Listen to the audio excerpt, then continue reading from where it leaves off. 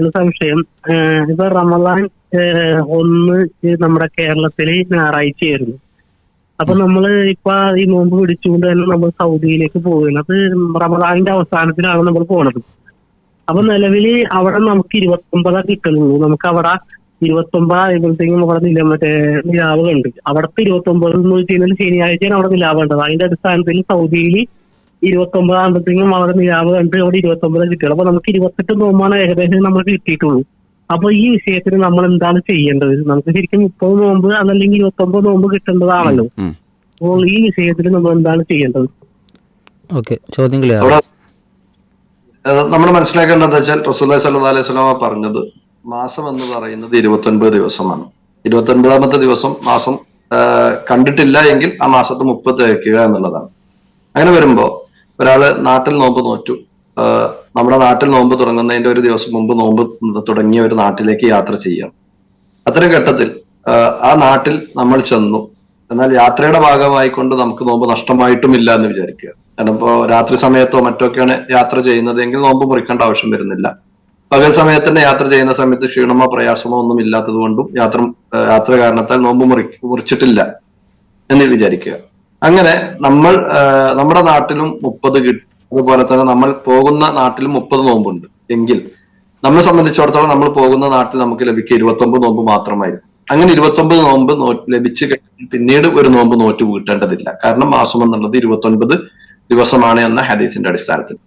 അതേസമയം നമ്മൾ പോകുന്ന നാട്ടിൽ 29 നോമ്പാണ് ലഭിച്ചത്. അവർക്ക് നമ്മൾ ചെന്നപ്പോ നമുക്ക് മൊത്തത്തിൽ ലഭിച്ചത് 28 എങ്കിൽ നമുക്കൊരു നോമ്പ് നഷ്ടപ്പെട്ടതായി കൊണ്ട് മനസ്സിലാക്കി പെരുന്നാളിന് ശേഷം ആ നോമ്പിനെ നോറ്റ് വീട്ടുകയാണ് വേണ്ടത്.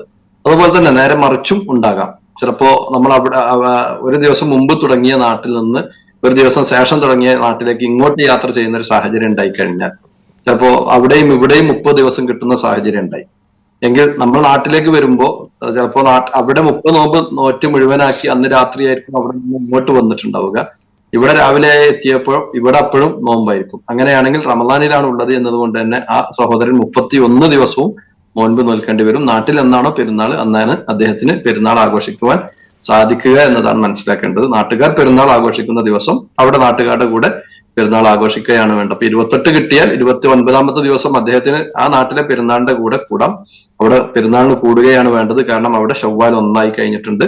അത് കഴിഞ്ഞുള്ള ദിവസങ്ങളിൽ നോമ്പിനെ നഷ്ടപ്പെട്ട റമദാനിലെ ഒരു നോമ്പാണ് നഷ്ടപ്പെട്ടിട്ടുള്ളത്. അത് നോറ്റുകൂട്ടുകയാണ് വേണ്ടത് എന്നാണ് മനസ്സിലാക്കാൻ സാധിക്കുന്നത്. അല്ലാഹു അഅലം.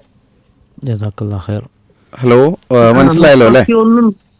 ഹലോ, മനസ്സിലായി. ഒരു സംശയം കൂടി. 31ാമത്തെ നോമ്പ് ഇപ്പൊ 30 ദിവസം നമ്മൾ നോമ്പ് പിടിച്ച്, പക്ഷെ അവിടെ മാസപ്പുറം കണ്ടുണ്ടായില്ല. അവിടെ നോമ്പ് തന്നെയായിരുന്നു. നമ്മൾ ഈ അപ്പുറത്തെ നാട്ടിൽ നിന്ന് ഇപ്പുറത്തെ നാട്ടിലേക്ക് പോകുന്നതാണ്. അപ്പൊ അവിടെ ഓൾറെഡി 30 നമ്മൾ പിടിച്ചേക്കാണ് അവിടുന്ന് പോകുന്നത്. പക്ഷെ ഇവിടെ വന്നതിനിപ്പോ ആ നോമ്പ് തീർന്നില്ല. അവർക്ക് ഇന്നും കൂടി ആ നോമ്പ് ഉണ്ടായിരുന്നു. പക്ഷെ അതിന് നമ്മൾ 31 കൂടി പിടിക്കുന്നു. പക്ഷെ 31ാമത്തെ ദിവസം നമുക്ക് നോമ്പില്ലല്ലോ. 29 അല്ലെങ്കിൽ 30 അല്ലേ? അപ്പൊ 31ാമത്തെ നോമ്പ് സുന്നത്ത് നോമ്പായിട്ട് പിടിക്കാനാണ് ഉദ്ദേശിക്കുന്നത്. അത് 31ാമത്തെ നോമ്പ് ഫർദ് തന്നെയാണ്. കാരണം ഫമൻ ഷഹിദ മിൻകും ഷഹറ ഫൽയസും എന്നാണ്. അവിടെ ഫമൻ ഷഹിദ മിൻകും ഷഹർ എന്നാണ് വിശുദ്ധ ഖുർആനിൽ അള്ളാഹു പ്രയോഗിച്ചിട്ടുള്ളത്. അഥവാ ആ റമദാനിൽ ആരെങ്കിലും സാക്ഷിയാവുകയാണെങ്കിൽ, കാരണം നമ്മൾ ഇവിടെ വരുന്ന സമയത്ത് ഇവിടെയും റമദാനാണ്. നമ്മളെ സംബന്ധിച്ചിടത്തോളം റമദാൻ കഴിഞ്ഞിട്ടില്ല. നമ്മൾ റമദാൻ കഴിയാത്ത ഒരു നാട്ടിലേക്കാണ് വരുന്നത് എന്നതുകൊണ്ട് തന്നെ അവിടെ റമദാനിലെ ആ നോമ്പ് നോൽക്കുകയാണ് വേണ്ടത്. റമദാനിൽ നമ്മളെ സംബന്ധിച്ചിടത്തോളം ഭക്ഷണം കഴിക്കാൻ കഴിയുകയില്ല. നമ്മൾ മനസ്സിലാക്കേണ്ടത് എന്താ വെച്ചാൽ റമദാനിലാണ് നമ്മളുള്ളത് എന്നുള്ളത്.